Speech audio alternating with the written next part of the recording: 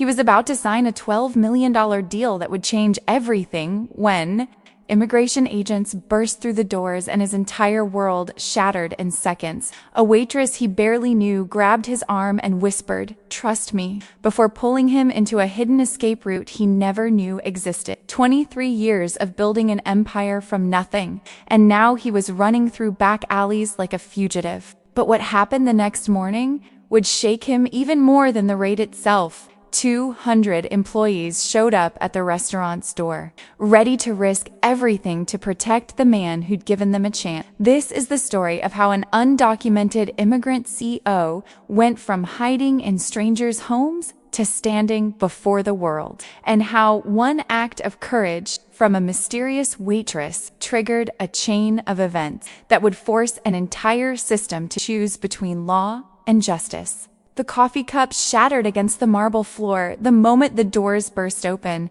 Carlos Mendoza's hand froze midair, his signature hovering above a contract worth $12 million.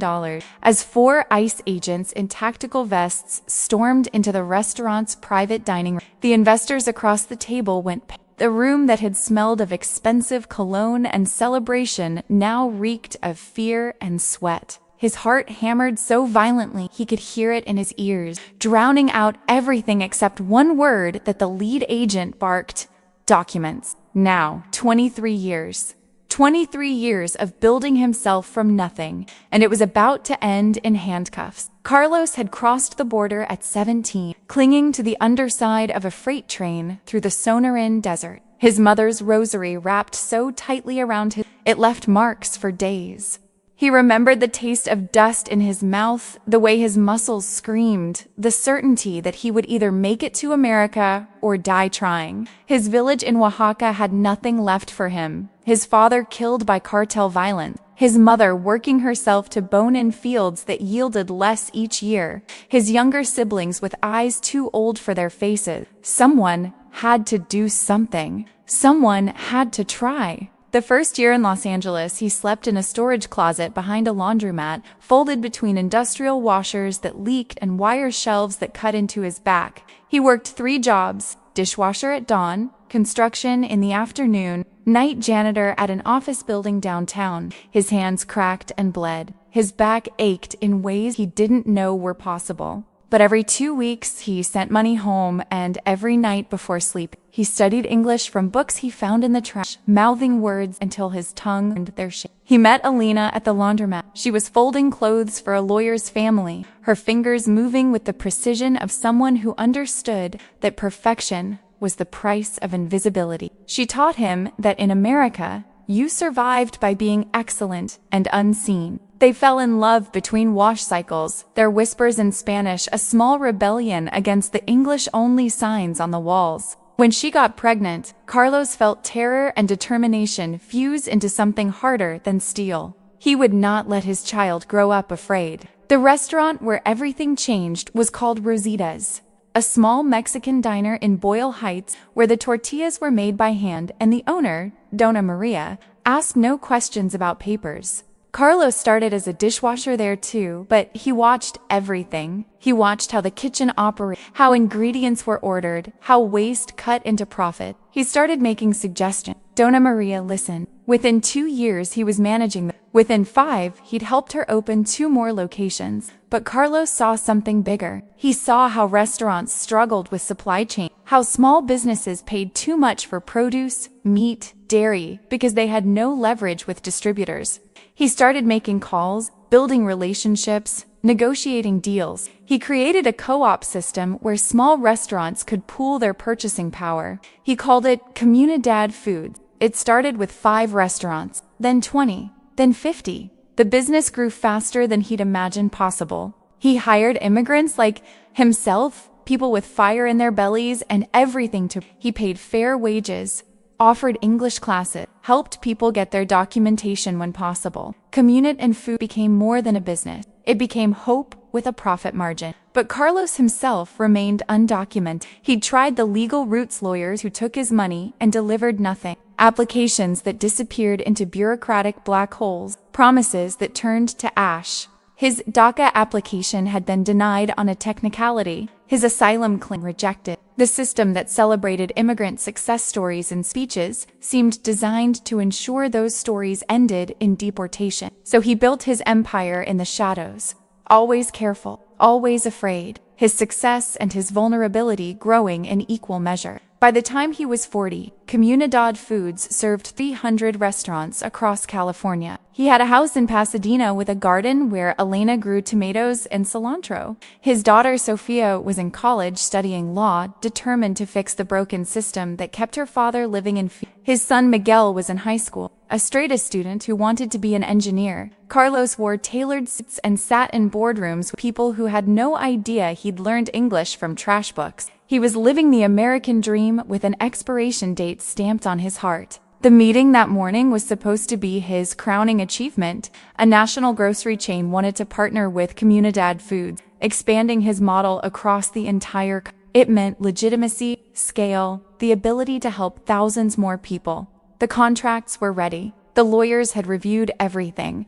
All he needed to do was sign. Then the doors exploded open. Carlos Mendoza? The lead agent's voice cut through the room like a blade. "We need to see your identification and immigration documentation."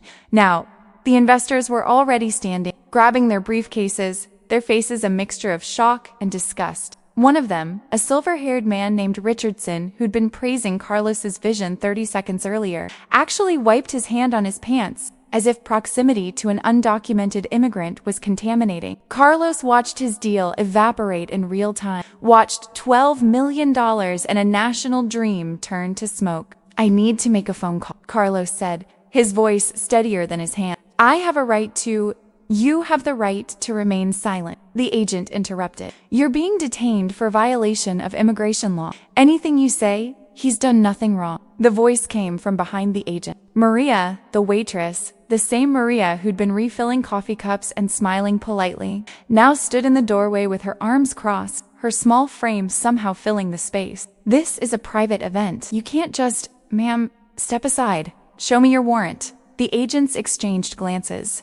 The lead one pulled out a document, but Maria snatched it from his hand with a speed that surprised everyone. She read it, her lips moving slightly, then looked up with fire in her eyes. "This warrant is for the office building, not for this restaurant. You have no legal authority here." Carlos stared at her. How did she know how to read legal documents? Who was this waitress? The agents hesitated. That moment of hesitation was all Maria needed. She grabbed Carlos's arm and pulled him toward the kitchen entrance. "Come with me, now." Everything happened in a blur.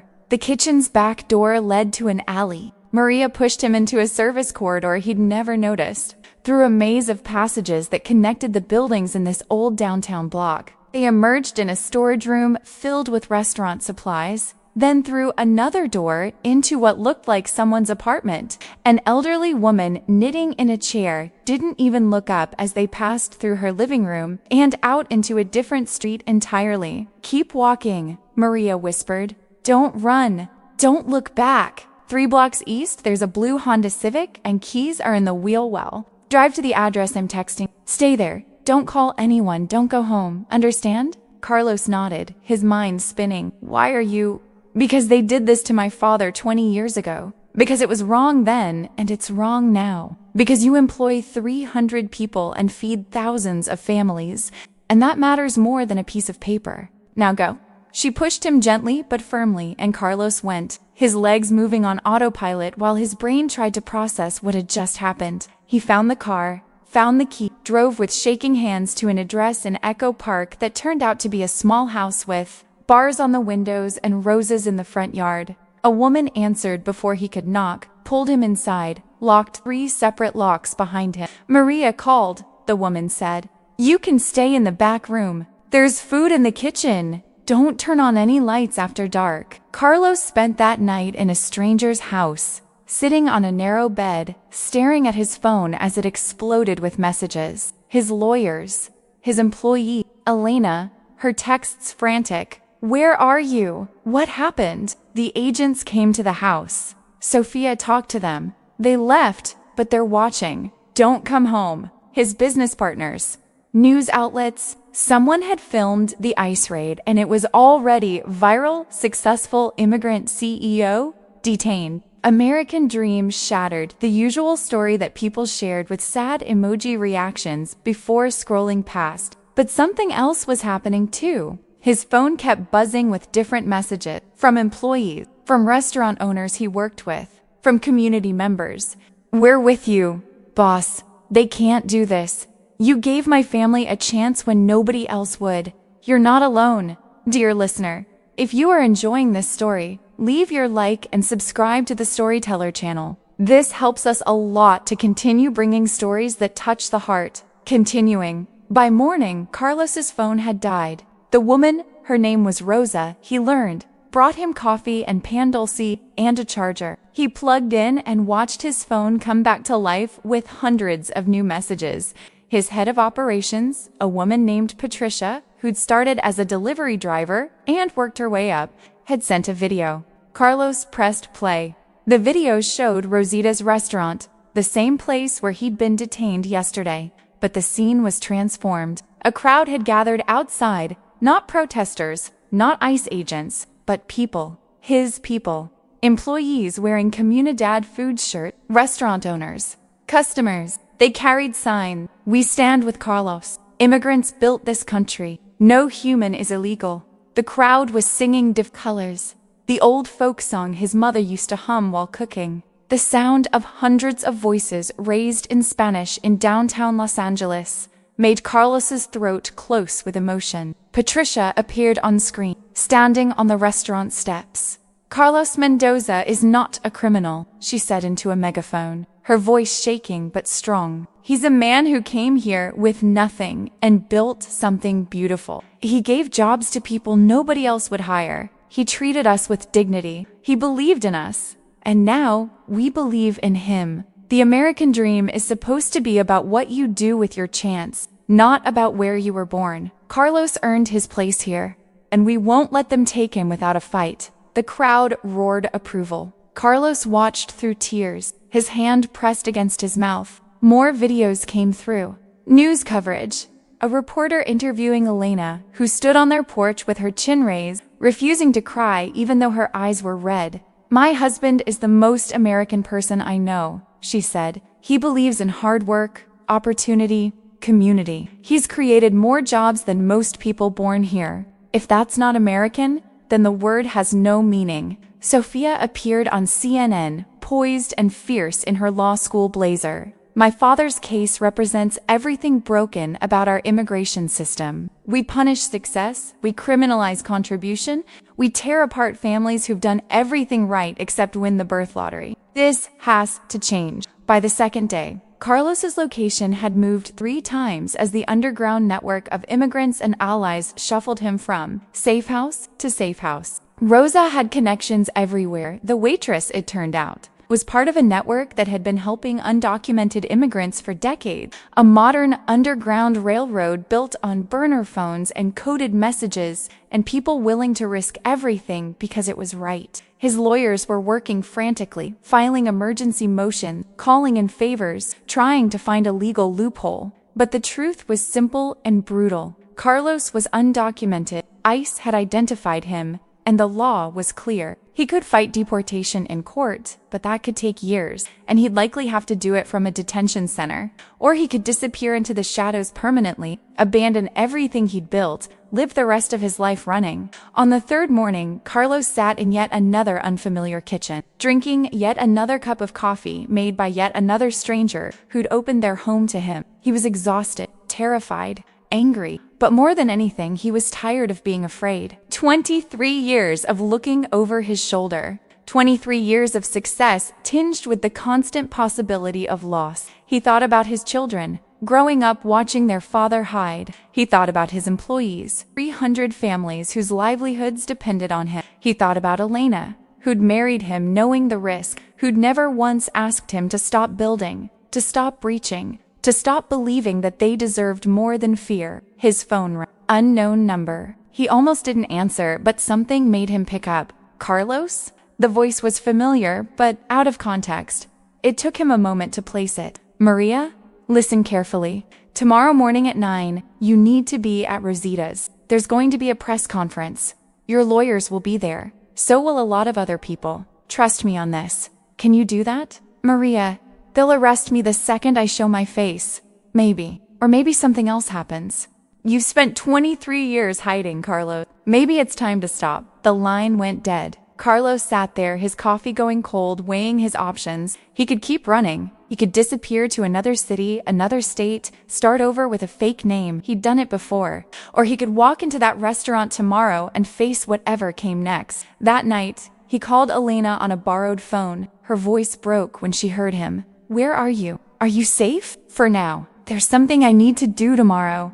It might be stupid. Everything you've ever done seemed stupid at first. Crossing the border, starting the business, believing we could have this life. She paused. What do you need? I need you to know that I love you. That everything I've done was worth it because of you and the kids. That even if tomorrow goes wrong, I don't regret any of it. It won't go wrong. You don't know that. Yes, I do. Because you're not alone anymore, Carlos. You've never been alone. You were just too busy building to notice how many people were building with you. The next morning, Carlos borrowed a clean shirt from his latest host, a math teacher named Javier, who told him, "My parents came the same way you did. We remember." Carlos washed his face, looked at himself in the mirror, and saw a man who'd been running so long he'd forgotten what it felt like to stand still. Maria picked him up 2 blocks from Rosita's. She was driving a beat-up Toyota, wearing jeans instead of her waitress uniform.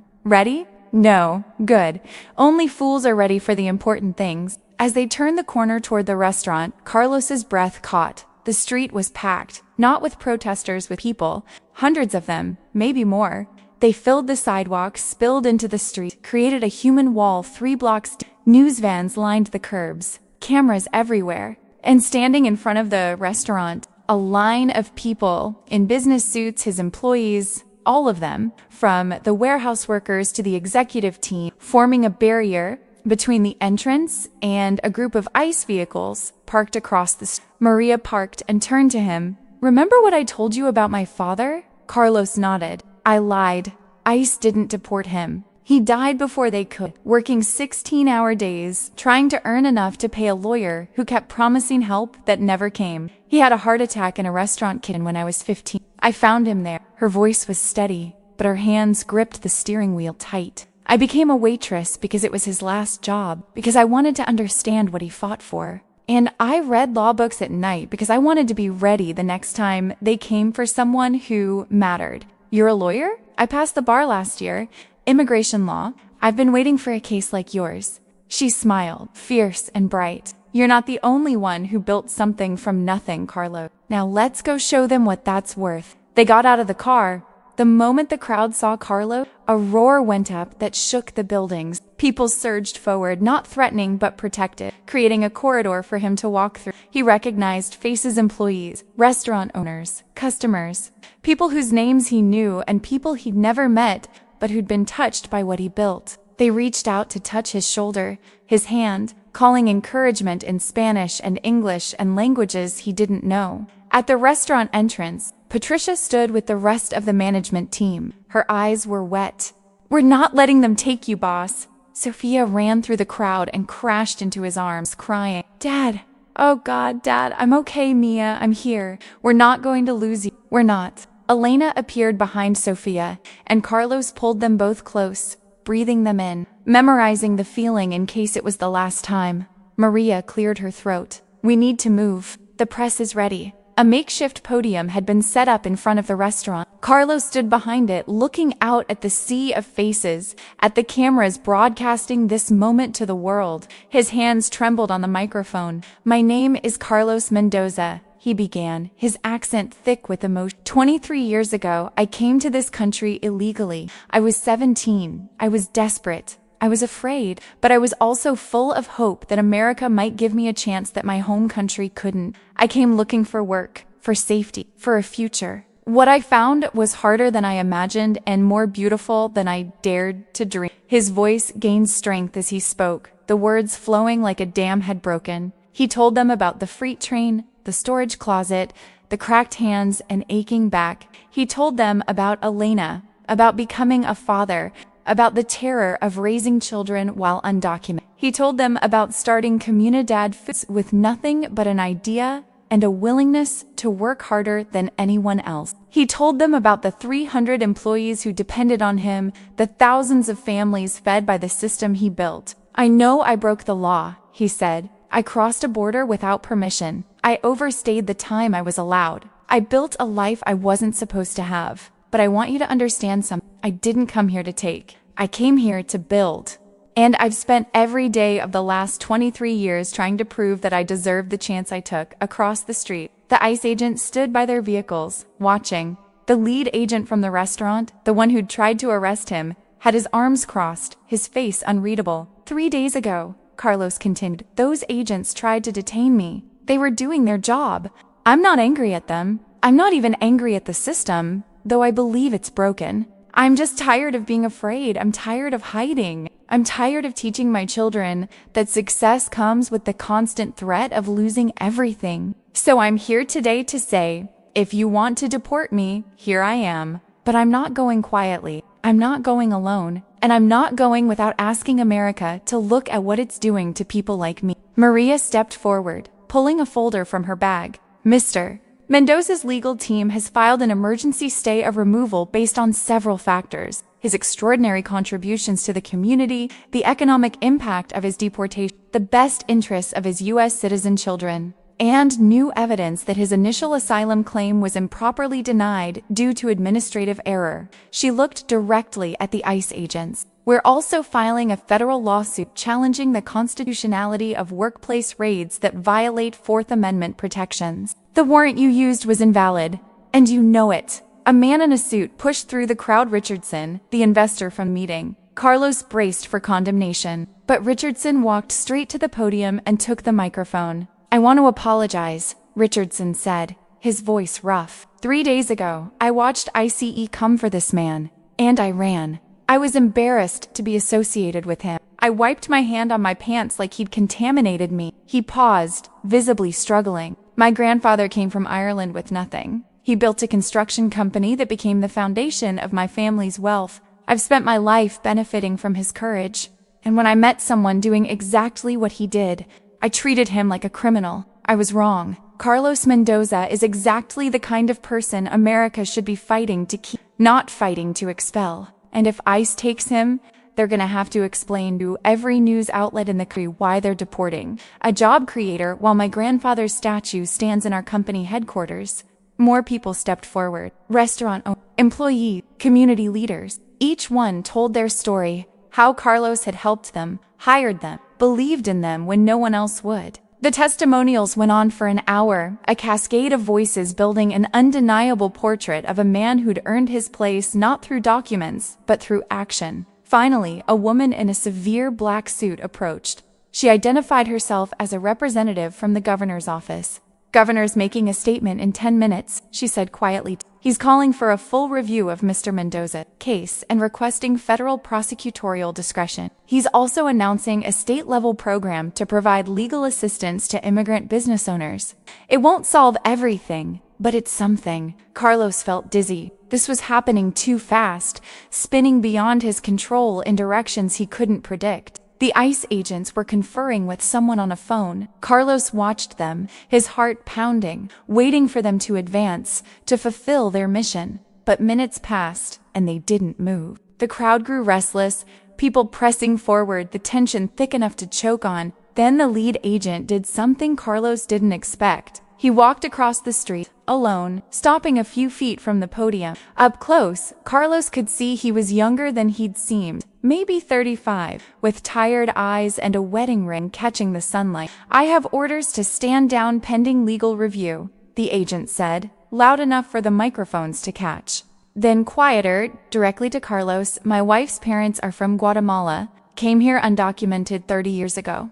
Got amnesty in 86. She grew up watching them be afraid every single day until that happened." He paused. "I'm just doing my job. But I hope your lawyers are good." He turned and walked back to the vehicle. The ICE team loaded up and drove away. The crowd erupted, people cheering, crying, hugging strangers. Carlos stood frozen, unable to process what had just happened. Was it over?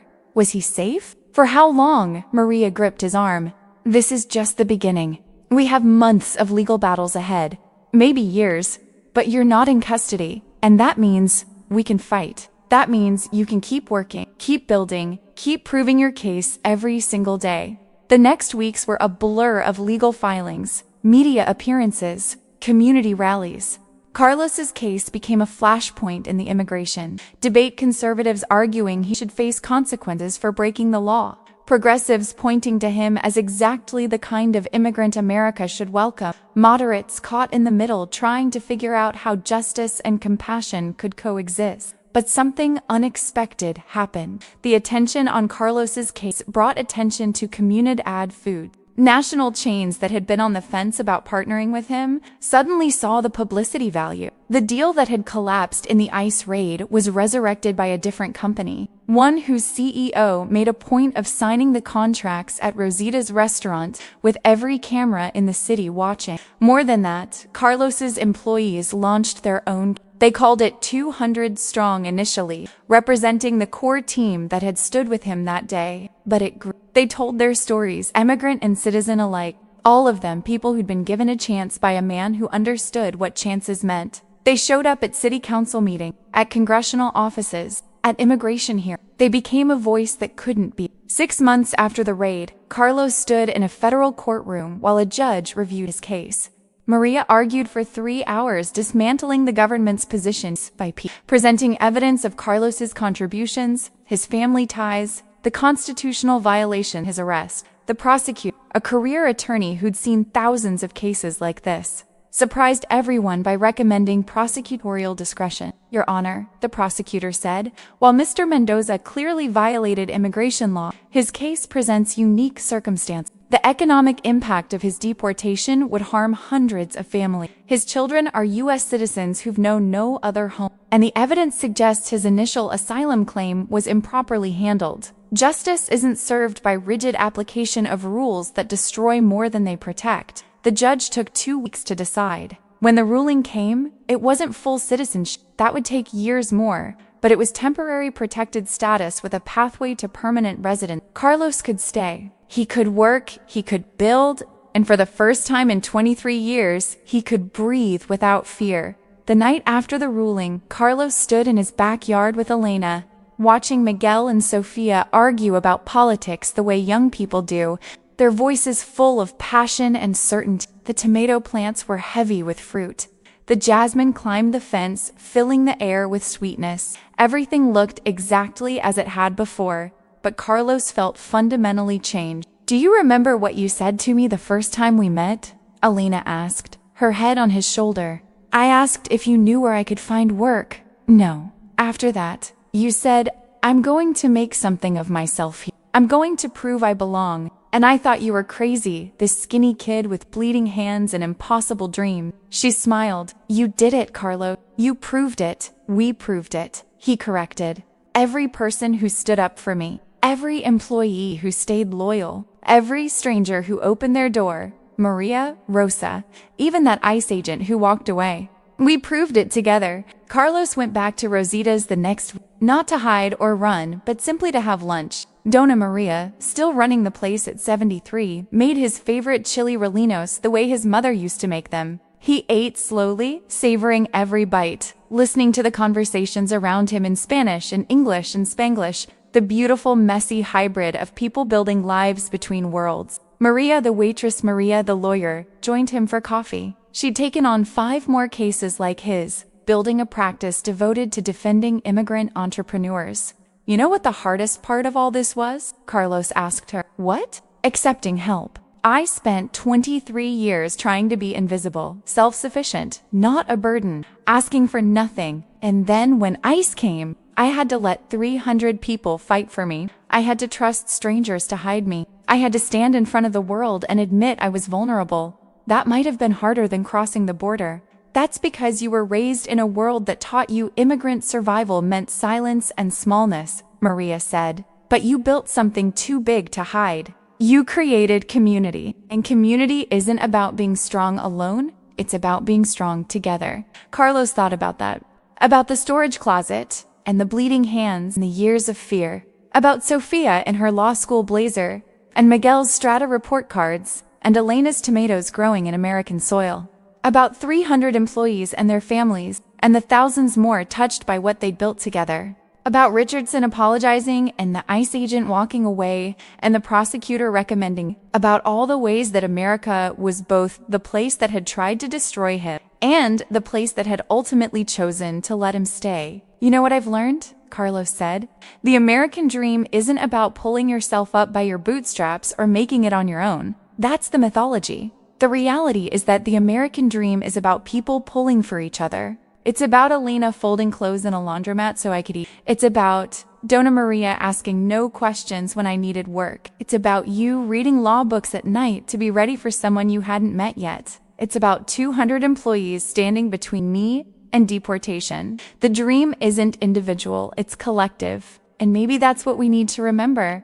Maria nodded slowly. You should write that down. Maybe I will. Carlos left the restaurant as the sun started to set, painting the Los Angeles sky in shades of orange and gold. He walked past the spot where he'd hidden 3 months ago, past the alley where Maria had pulled him to safety, past the street corner where 200 people had formed a human wall around him. Every step was a memory, every block a battle won or lost or fought to a draw. He thought about calling his mother in Oaxaca, telling her the news in his imperfect Spanish that had grown rusty with decades in English, hearing her cry with relief. He thought about the freight train and the rosary and the 17-year-old kid who'd believed against all evidence that he could make it. He thought about the thousands of others still making that journey, still taking that chance, still carrying impossible dreams across impossible odds. And he thought about tomorrow, about Comunidad Foods expanding into 3 new states, about the legal battles still ahead,